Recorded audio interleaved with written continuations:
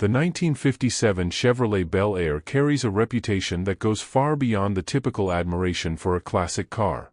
It is one of those vehicles that somehow managed to become a cultural symbol, a mechanical icon, and a nostalgic treasure all at the same time. People who don't even care about cars recognize its shape. Its fins, its chrome, its bold stance, everything about it seems frozen in a golden era of American automotive imagination. But behind that iconic appearance lies a collection of curiosities that, even today, many enthusiasts have never heard about. The Bel Air is often treated mainly as a beautiful car, a flashy machine from a glamorous decade, but its development, its engineering choices, and the public reaction to it were far more complex than most people realize. Some of these stories come from corporate decisions made in secret hallways of Chevrolet, some come from the unexpected behavior of consumers in the 1950s, and others come from obscure technical experiments that the public never saw. When you look closer, the 1957 Bel Air becomes not just an old car but a historical document of competition, ambition, innovation, and social change. One of the most surprising aspects about the 1957 Bel Air is the fact that it wasn't originally supposed to be a big deal. Within General Motors, the belief at the time was that the 1957 full-size Chevrolets were going to be nothing more than minor updates of the 1955 and 1956 models. Chevrolet engineers were already investing heavily in a completely redesigned car for 1958, so the 57 lineup was rushed, patched, and hurried. Many people inside the company never imagined it would become a classic. In fact, some internal executives were worried the 1957 model looked outdated even before it hit the market. Ford was preparing a new full-size car with more modern lines, and Chevrolet feared that their slightly refreshed body might not be enough to keep up. Ironically, the very design Chevrolet feared was too old-fashioned ended up becoming one of the most beloved silhouettes in American history. The rushed nature of its development makes the Bel Air even more fascinating, because so much of its now iconic appearance was the result of last-minute decisions rather than a carefully orchestrated design plan. Another thing that many people do not know is that the 1957 Bel Air's famous fins were originally not meant to be that large. The initial prototypes had smaller, more conservative tail fins that were meant to subtly follow the styling trends of the time without looking too exaggerated. But as Ford and Chrysler models began to push fins higher and wider, Chevrolet decided they needed a more dramatic visual element to stay competitive. What ended up happening was a stylistic tug-of-war inside GM between teams who wanted bold fins and teams who preferred something simpler. The designers who favored a more aggressive look ultimately won, and the Bel Air received the fins that would help elevate it into automotive legend. Interestingly, those fins were not just design elements, they also helped create a psychological perception of speed and modernity, even though they served little aerodynamic purpose. Cars of the 1950s used styling more than engineering to communicate progress, and the Bel Air embodied that philosophy perfectly. Those large fins would become one of the most recognizable rear-end designs in American car history, and yet they were almost much smaller. Another curiosity that many people overlook is the innovation hidden under the hood. By 1957, Chevrolet was perfecting its 265 V8 engine and introducing the now famous 283 V8. The most interesting part of this engine's history is the legendary 1 horsepower per cubic inch claim. This achievement came with the optional fuel injection system, a technology that was still extremely rare in passenger cars. At a time when most Americans were used to carburetors, Chevrolet offered a cutting-edge mechanical fuel injection system called the Rochester Ramjet. This made the 283 horsepower 283 V8 one of the most impressive engines of its time. The idea that a stylish family car like the Bel Air could be equipped with a racing-level innovation was almost unbelievable for the average buyer. Even more interesting was the fact that the fuel-injected Bel Air could outperform many sports cars of its era. The engineering team at Chevrolet was trying to show the world that their cars could be more than just comfortable daily drivers. They wanted to push technology forward, and the Bel Air became one of their platforms for experimentation. Although very few buyers actually ordered the fuel injection option due to its cost, the existence of that version cemented the 1957 Bel Air as a machine capable of far more than people expected. But the 1957 model year also came with an unusual challenge: quality issues. Because the car was rushed into production, Chevrolet had to deal with several manufacturing inconsistencies. Some early models had misaligned body panels, loose trim pieces, and even paint variations that showed how tight the schedule had been. Yet, these issues didn't seem to diminish the car's popularity. When the vehicles aged, many of those imperfections became part of the personality cherished by collectors. The rushed manufacturing schedule also meant that Chevrolet had to creatively reuse many components from previous years. People often imagine the 1957 Bel Air as a unique, standalone design, but the reality is that it borrowed heavily from the 1955 and 1956 models. This reuse of components ended up giving the 57 its mechanical reliability, because the parts were already proven through thousands of miles of customer use.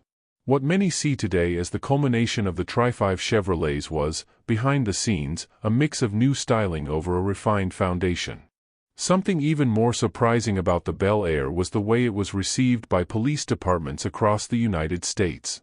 Although it is mainly remembered as a family car, the Bel Air was occasionally tested for law enforcement use. With the powerful V8 options available, especially the 283 engines, the Bel Air had enough speed to compete with many purpose-built patrol vehicles of the era. In some states, small fleets of Bel Airs were used as pursuit cars, especially on long highway routes where speed mattered more than anything else. These police Bel Airs were typically stripped of unnecessary chrome and luxury trim, making them look completely different from the glamorous showroom versions. It is rare to see photos of these models today, because they were used hard and often discarded after years of heavy service.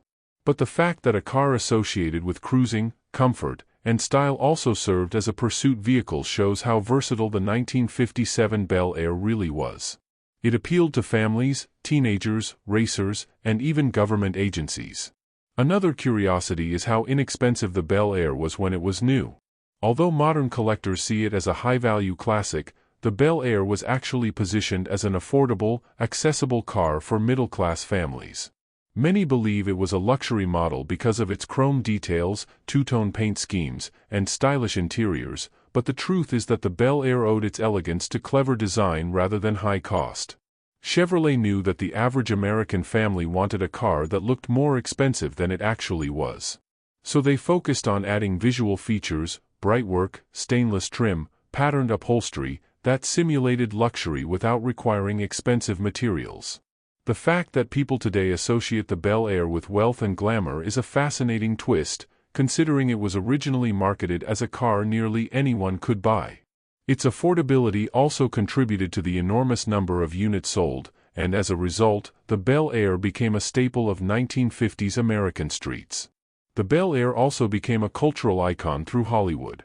While many classic cars appeared in films, the 57 Bel Air had an unusual relationship with movie studios and television producers.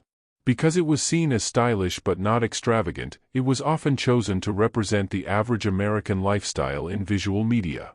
Families on screen frequently drove Bel Airs, teenagers used them in coming-of-age films, and even villains sometimes appeared behind the wheel of a black Bel Air to give them a bold, intimidating presence.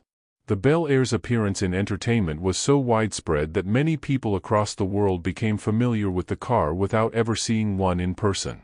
In a way, Hollywood helped freeze the Bel Air in time.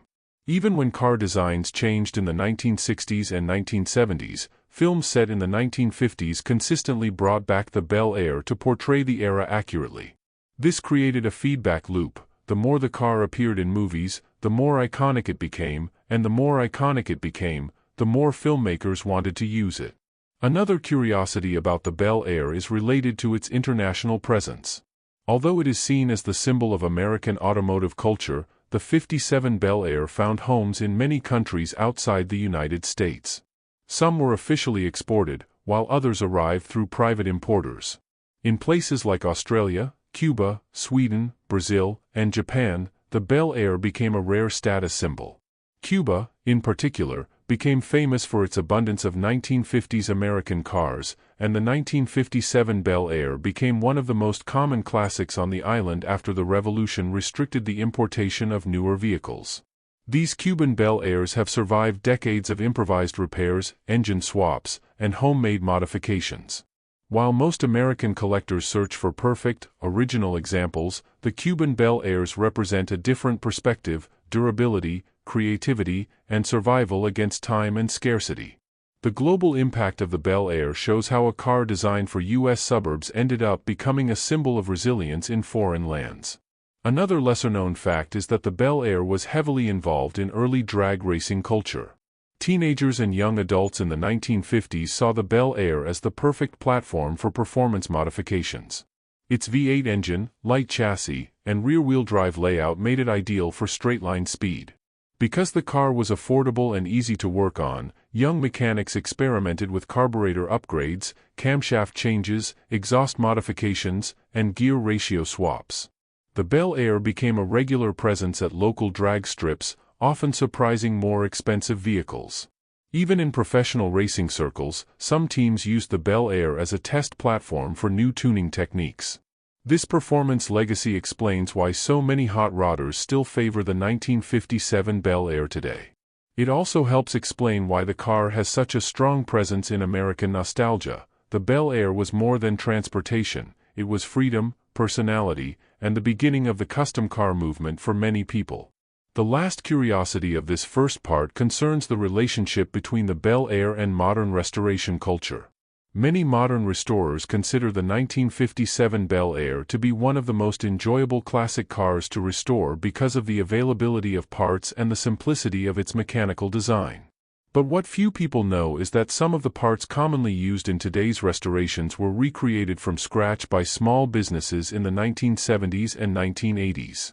At that time, there was no official support for Bel Air restoration, and Chevrolet was no longer producing replacement parts.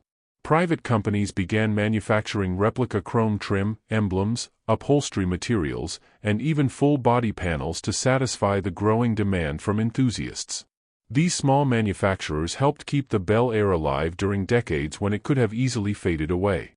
Their efforts laid the foundation for the multi-million-dollar restoration industry we see today. Without these passionate early pioneers, the Bel Air might never have achieved the legendary status it enjoys among collectors. Another intriguing curiosity about the 1957 Bel Air is its unusual relationship with automotive color culture.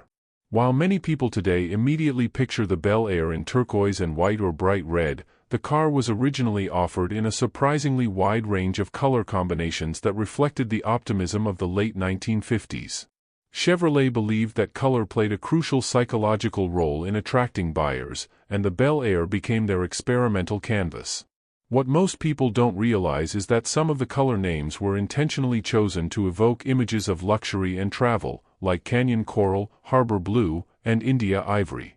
These names were not just selected for marketing; they were inspired by the growing American fascination with exotic destinations and cross-country adventures. Some combinations were rare because consumers preferred simpler colors, but today, those unusual schemes have become highly collectible. There are stories of collectors searching for years to find an original example painted in a particular rare configuration. Even more fascinating is the discovery that Chevrolet experimented with metallic paint blends on some late production models, testing finishes that would later become standard in the 1960s and 1970s. Another curiosity about the 1957 Bel Air is how much of its identity was tied to its chrome trim. The amount of chrome used on the car often surprises modern enthusiasts because it was so excessive compared to today's minimalist styling. But the decision to use such abundant chrome was tied to the U.S. economic boom after World War II. Chrome symbolized prosperity and technological advancement, and Chevrolet wanted to visually represent America's confidence through the Bel Air. However, what many people don't know is that chrome was also used to hide imperfections. Due to the rushed design process, certain body areas needed additional visual reinforcement to disguise uneven lines or abrupt connections between panels. For example, the iconic gold anodized grille and emblems were originally part of a cost-saving strategy. Gold anodizing was cheaper than chrome plating for those pieces, yet it accidentally created one of the car's most recognizable trademark features. Today, those gold details are seen as premium, but at the time they were simply practical. The chrome also contributed to the car's immediate street presence, which helped it stand out among competitors and created the unmistakable Bel Air look that collectors value so much. A less-known detail about the Bel Air involves its suspension and handling. At a time when people think American cars were simply big and soft, the Bel Air offered surprisingly balanced road characteristics. But the real curiosity lies in how Chevrolet engineers achieved this. Because they reused much of the previous Tri-5 platform, they refined small aspects instead of redesigning everything. One of the clever touches was the use of different spring rates depending on engine choice, transmission type, and even the region where the car was sold. Some Bel Airs delivered to rough road states like Texas or rural Midwest areas received slightly firmer suspensions than models destined for smoother suburban streets. These micro-adjustments were never highlighted in marketing, but they contributed to the Bel Air's reputation as a comfortable yet stable car. The idea that Chevrolet tailored suspension setups quietly behind the scenes makes the car's driving personality even more interesting. It explains why two seemingly identical 1957 Bel Airs might feel different on the road, depending on their original configuration. Another curiosity about the Bel Air was its role during the rise of American drive-in culture. The 1957 Bel Air coincided perfectly with the explosion of drive-in movies, drive-in diners, and car-centric social gatherings. Teenagers and young adults saw the Bel Air as a symbol of independence and identity. Many owners have stories of how the car became a central part of their social life. This was not something Chevrolet intentionally planned, but it became one of the most powerful cultural impacts of the Bel Air. The car's spacious interior, comfortable seats, and striking design made it ideal for gatherings. In many towns across America, the Bel Air became a status symbol. It represented not just transportation, but a lifestyle. Even decades later, interviews with people who grew up in the 1950s often mention the Bel Air when describing their favorite memories. This emotional connection is one of the reasons why the car is preserved so passionately today. It carries with it the atmosphere of jukeboxes, neon lights, and long summer nights, creating a nostalgic aura that few other vehicles can replicate. The Bel Air also influenced American advertising in ways many people never realized. Chevrolet used the Bel Air to test new marketing techniques, including the early use of lifestyle-based advertisements. Instead of merely promoting mechanical features, the ads often showed families driving along scenic roads, couples enjoying evening outings, or proud owners posing with their gleaming cars. The message was clear: owning a Bel Air was not just a purchase, but an upgrade in social status and lifestyle. This emotional approach to advertising was revolutionary at the time, and it helped set the direction for decades of future automotive marketing. Interestingly, some of these advertisements used staged environments that were idealized versions of American life, which gave the Bel Air a larger-than-life presence.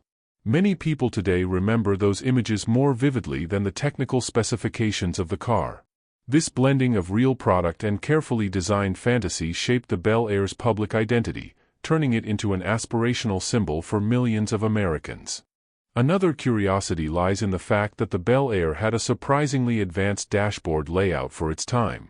While the general shape appears simple by modern standards, Chevrolet focused intensely on ergonomics. The placement of the controls, gauges, and switches was carefully considered to ensure that drivers could operate everything intuitively. But what makes this even more interesting is that the Bel Air introduced small but meaningful innovations, such as the optional padded dashboard, a feature that was rare in the 1950s. This padding was designed as a safety measure, long before automotive safety regulations became mandatory. Chevrolet also experimented with new radio designs, heating systems, and optional air conditioning units that were quite advanced for 1957. Some of these components, especially the early AC systems, were considered luxury add-ons and rarely purchased, making surviving examples extremely valuable. The Bel Air's interior was a blend of style and practicality, and many of its innovations would influence future Chevrolet models for decades. Another fact that many people don't know is that the 1957 Bel Air nearly lost the battle for sales against Ford that year. In fact, Ford outsold Chevrolet in 1957, despite the Bel Air's later reputation as an icon. At the time, Ford's completely redesigned models appealed to customers who wanted something fresh and modern. Chevrolet executives were disappointed, and some believed the Bel Air might never achieve lasting success. But while Ford won the sales race in the moment, the Bel Air won the long-term cultural victory. This rare example of a vehicle that was not the top seller in its year yet became the most beloved classic of its era is one of the strangest twists in automotive history. Collectors today pay far more for a restored 1957 Bel Air than for equivalent 57 Ford models, despite Ford's temporary triumph. This reversal of fortune is a testament to the Bel Air's timeless design and cultural impact. Another curiosity involves the Bel Air's surprisingly high number of factory options. Chevrolet wanted the Bel Air to appeal to as many buyers as possible, so they offered a long list of optional features that allowed customers to customize their car extensively. These options included power seats, power brakes, power windows, tinted glass, deluxe radios, electric wipers, dual antennas, spinner hubcaps, vacuum ashtray units, and even a rare automatic headlight dimmer. Many of these gadgets were ahead of their time, and some buyers ordered unusual combinations that resulted in extremely rare configurations. There are Bel Airs today with option lists so unusual that no two cars are exactly alike. This richness in customization has made the Bel Air a favorite among collectors who enjoy discovering rare factory-installed accessories. Some of these optional features were produced in very small quantities, making them almost mythical among restoration experts. Another curiosity related to customization is how often the Bel Air was modified by owners shortly after purchase. The car's design encouraged personalization, and many new owners wasted no time making the Bel Air their own. They added chrome accessories, replaced wheels, installed dual exhaust systems, swapped carburetors, and even repainted cars in wild colors to stand out at local gatherings. This widespread culture of modification contributed to the car's deep attachment to American identity. For many people, the Bel Air represented creativity and freedom. Some dealerships even offered custom packages, installing performance upgrades and styling extras before customers ever drove their new cars home. This made the Bel Air one of the earliest examples of a mainstream car becoming a customizable platform, much like modern tuners and muscle cars.